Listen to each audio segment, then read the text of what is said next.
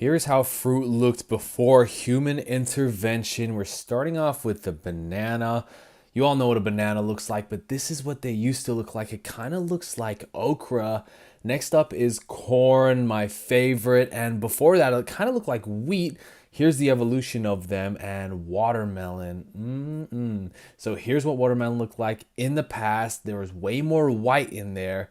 And finally, you got avocado.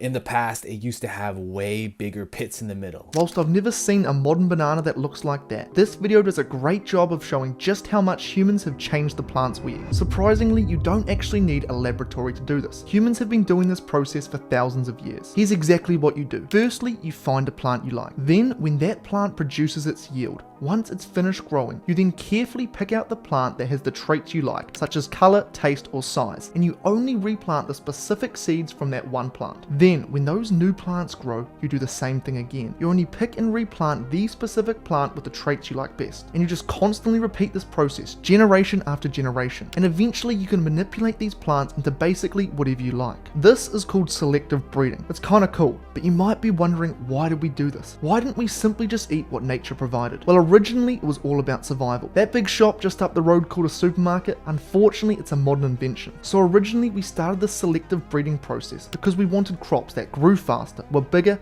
and as a whole produced more food. But today it's not about survival anymore, it's about profit. Modern plants are bred to look better on shelves, taste sweeter, and last longer, not necessarily to be healthier for consumers. And that's where the issues come in. By constantly breeding for sweetness and size, we've created plants that are much higher in sugar, lower in nutrients, and completely different from what nature intended. We've actually also used another process called crossbreeding to cross-pollinate plants. This actually creates hybrid plants. For example, broccoli and cauliflower are both examples of these. We have changed the entire biochemistry of the plants we eat. Every single one of the fruits and vegetables we eat today aren't, quote, natural at all. They're man-made hybrids designed to taste like sugary snacks. They're nothing like the foods we've ever historically eaten.